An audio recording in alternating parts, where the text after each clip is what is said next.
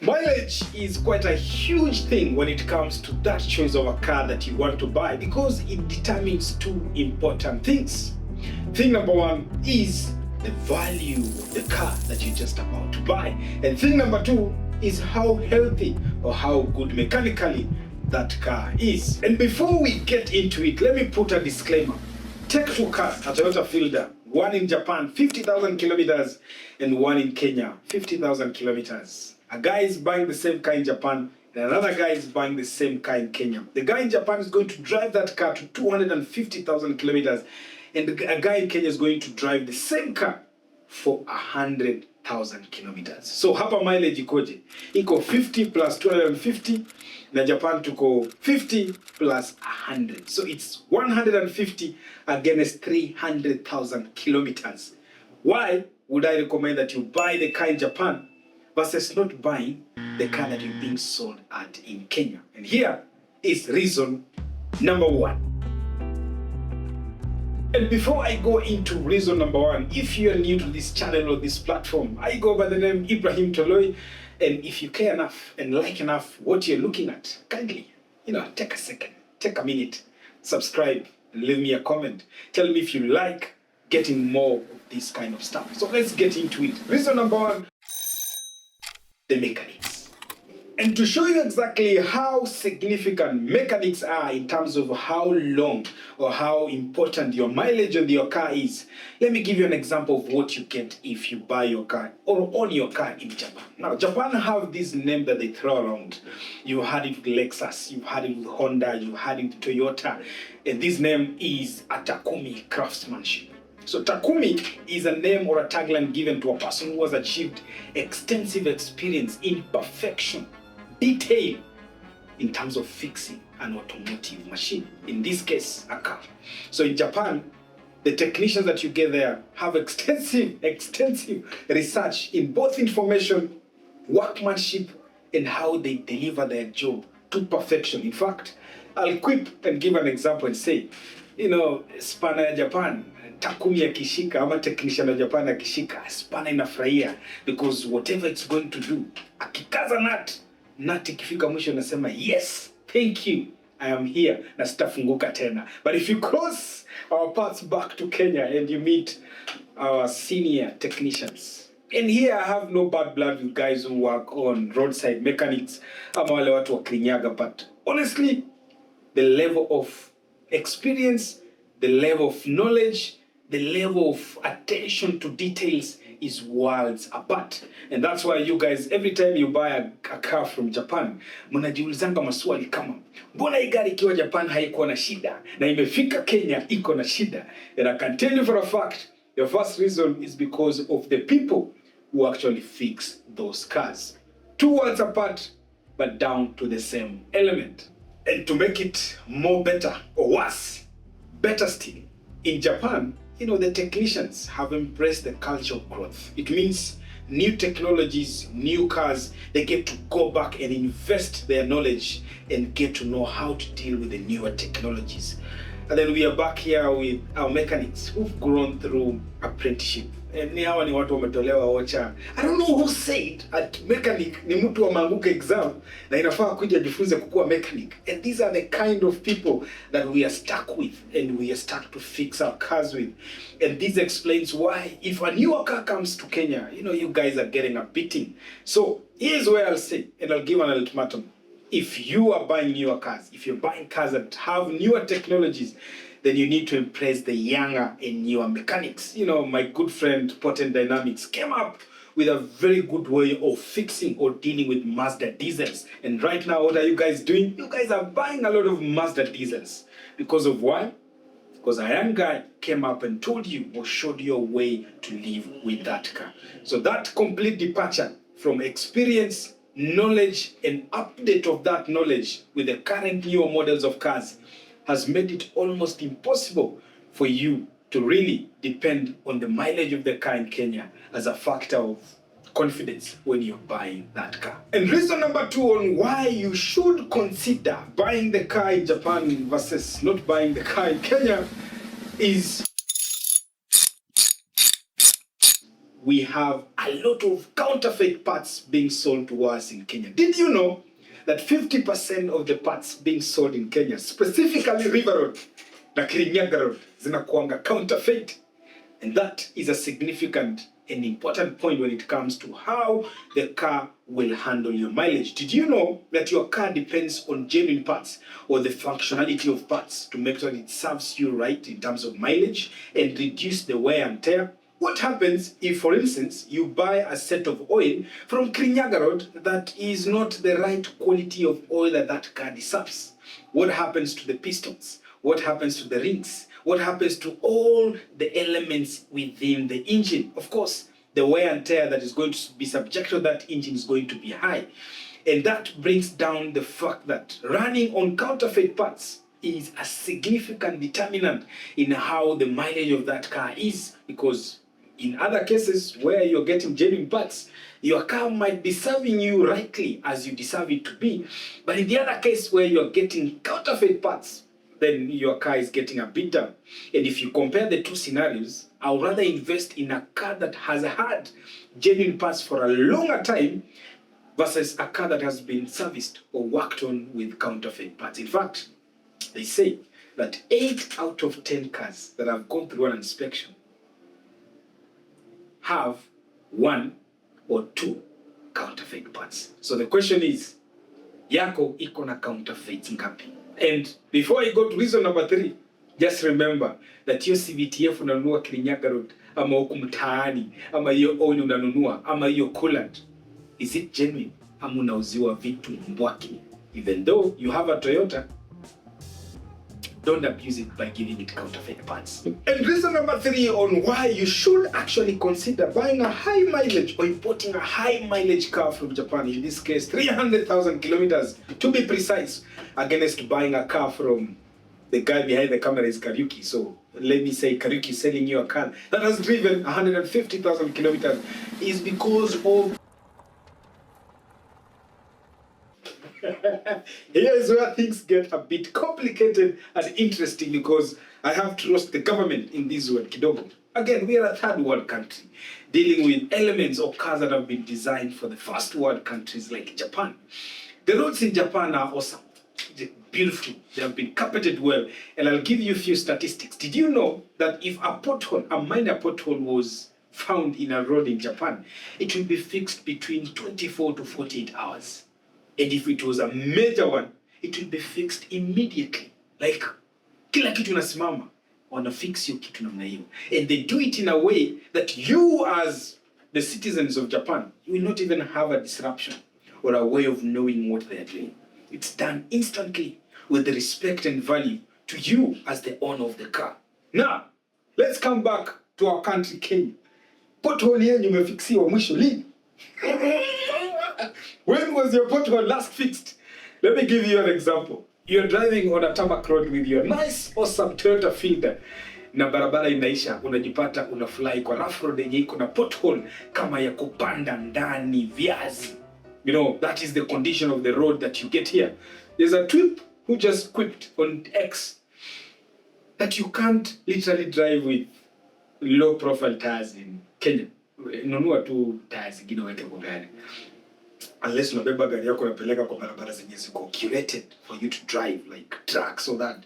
Driving in Kenya with a low profile tire is next or akin to buying expensive tires for replacement. And I'm not talking this out of basically chatting out. We've had experience. The client who brought in the M40D had to ditch those low profile tires for better alternatives because alikuwa shaua mbili. And that tells you how bad our roads are. Now, the roads are bad, and this has an effect on the longevity of parts on your car. Case study here is suspension parts, bushings, the shocks, the springs, you know, everything, even the dampers. These are parts that wear out in time.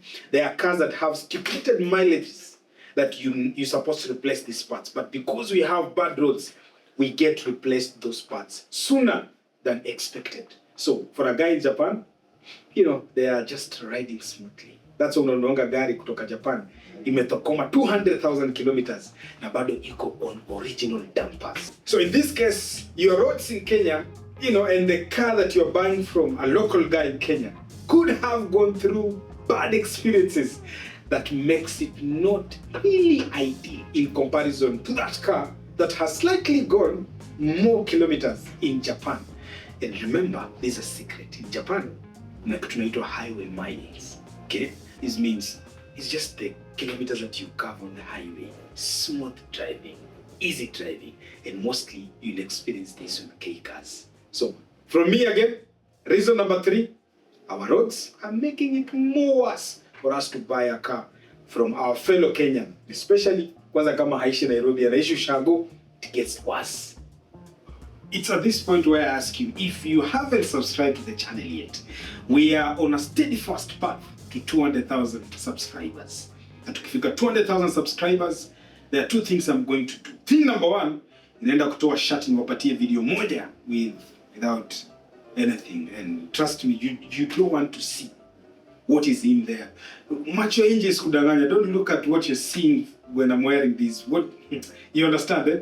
Put the notification bell on, because turn on the notifications on, because you're going to drop better and awesome content. Okay? For guys in Uganda, guys in Tanzania, everybody else in Africa, please hit that sub button because it's important to us.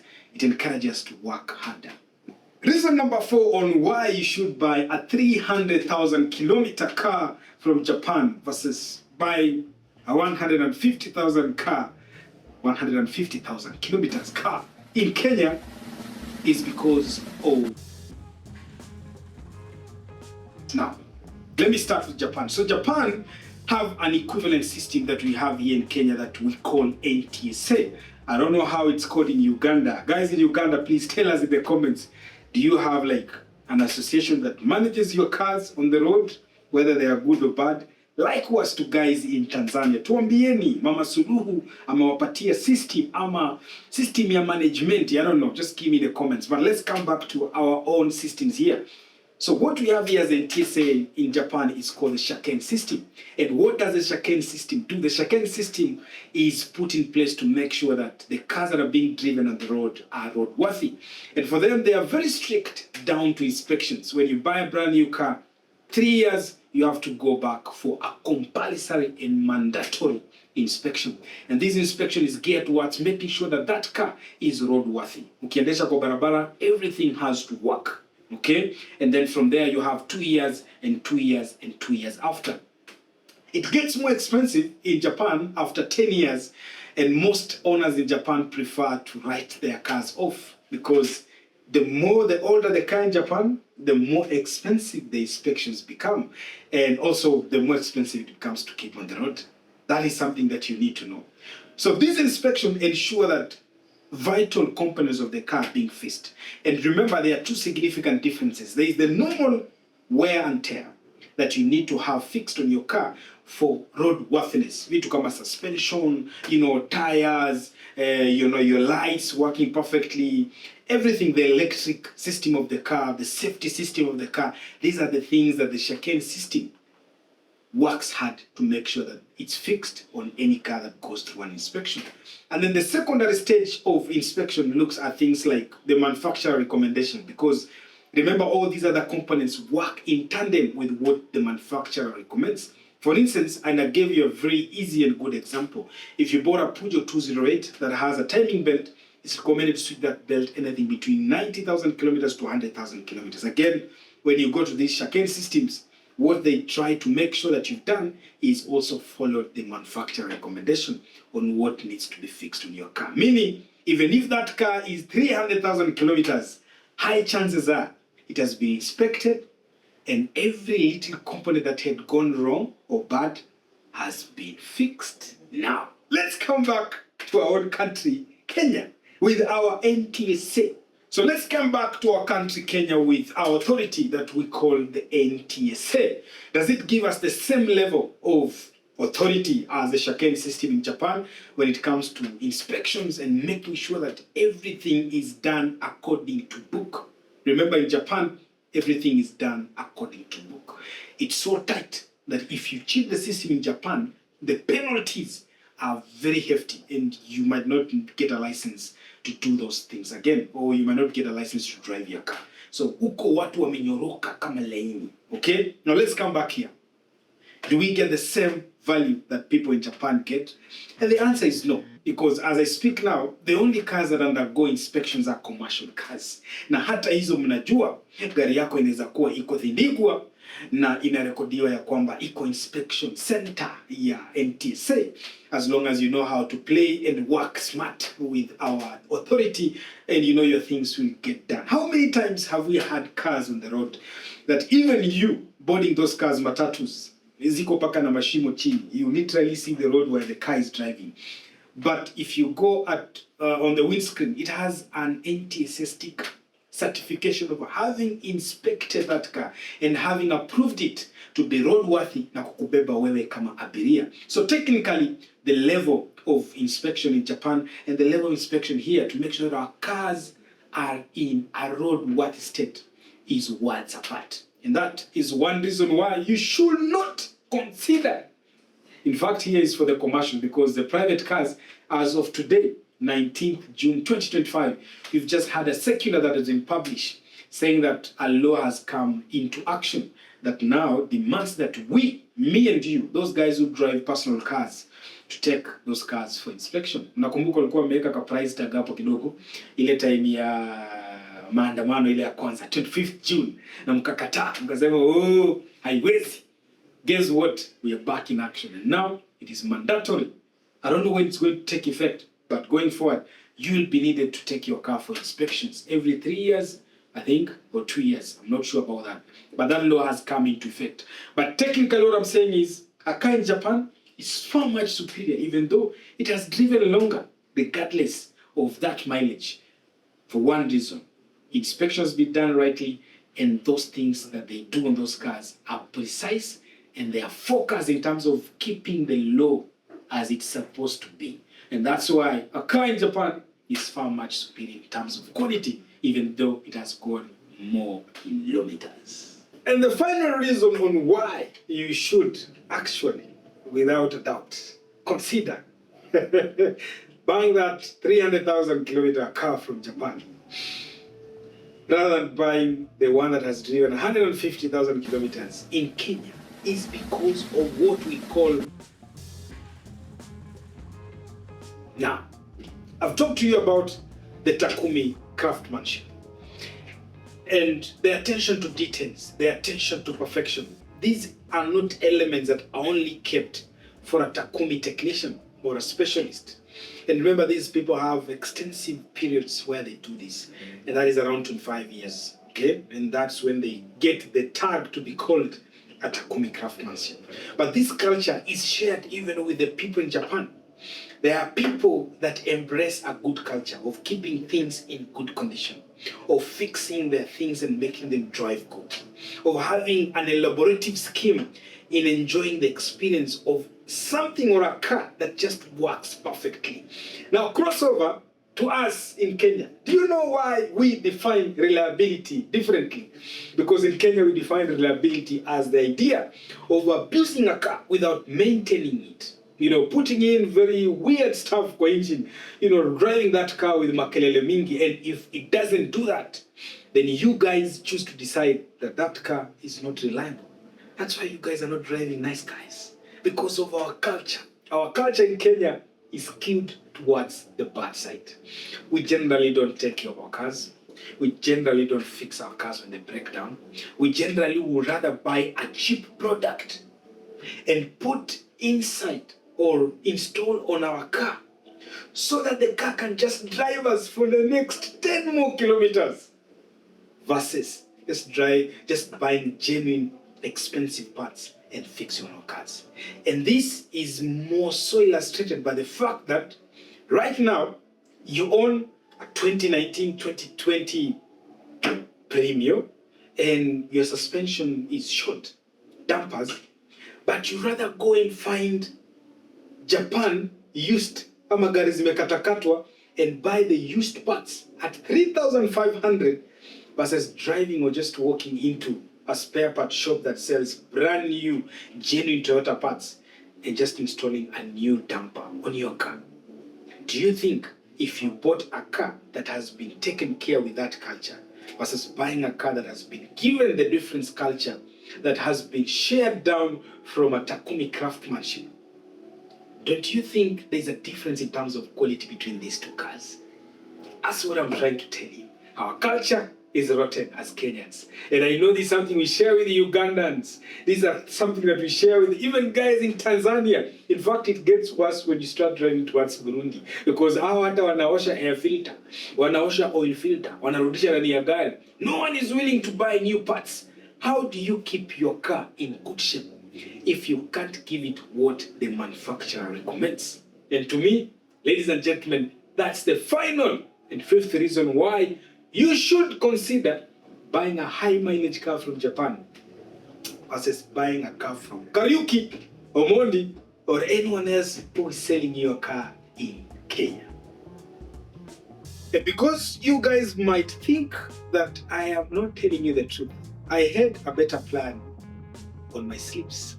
Let me call two guys I know that are crazy enough to share their personal opinions on this matter and see what they have to say.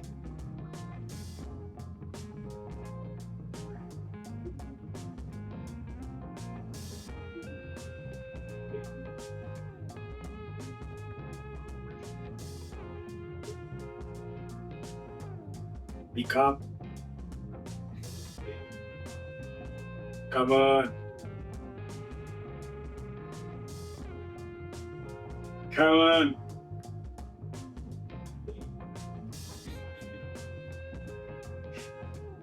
Let's get another one. Mr. Code on that one. I hope we get this one.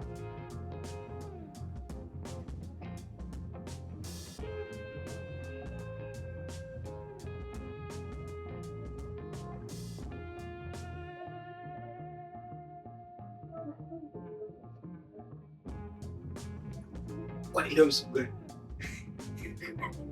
Leo ni Friday. Pick up. Alex. Vipi? Hello, niaje?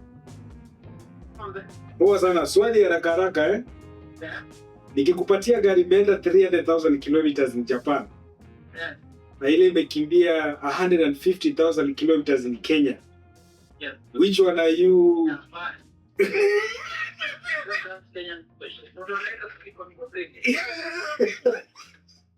Sawa, thank you my G. Nakukol to waliza story. There you go. That's my first guy. Anaitwa Alex Mwanzo. If you know Alex Mwanzo is a good buddy of mine. And of course you've heard what he said. Do I need to rephrase it? Sinyi mnekanga silicon ko break.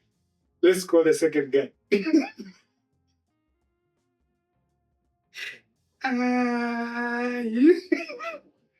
I told you. Come on, man. This second guy is quite important because he provides a very, very good. Ken. Riaje. Niko na swali moja ya haraka bro. Kama meke. Gari imekimbia 300,000 kilometers Japan. Na gari imekimbia 150,000 kilometers Kenya. Ni gani unawekelea pesa yako? Japan. Kwa nini mse? Kulingana na condition ya zote mbili. Kwanza. Ni tuseme ni Mazda 65 diesel. Ile Japan. Kwa nini? Hivyo tu. Imemenziniwa sana. Unajua gari kiboto. Yes. Saidiwa kama hata ikichapa utaekelea chini. Kabisa. Lakini ukiwekelea utabaki kama uko na gari. Kabisa. Yeah. Thank you my friend. Wacha nimaliza hapo consultation na mtu will come back to you. Haya. There you have it. That is the man himself, the legend himself, Potent Dynamics.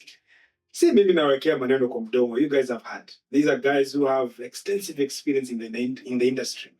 And if both of them can agree on the same thing, why would you not do the same? And here is where I give you a parting shots. If you're planning to import a car, for instance, you have a budget of 2 million. Kuna kagari umepata hapa Kenya kama Thokoma 200 ama wacha tuweke 150.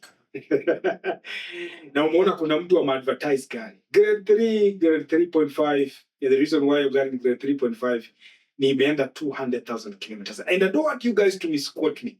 I'm not saying buying high mileage cars is a good thing. I've given you a comparative thing to put against it. If you're buying a high mileage car in Kenya, 150, versus buying a high mileage in Japan, the safe bet is go with the one in Japan. And it's so extreme because these two gentlemen, just like me, have chosen to take double the number. So I'm saying 150,000 kilometers and 300. None of them has even blinked. They went with Japan, regardless of the high mileage. And those are because of the sentiments I've given you. The first, second, third, fourth, and fifth reason. I'm in your host, Ibrahim Toloi, and see you next on the next episode, because the next one is going to be Moto Kamabasi.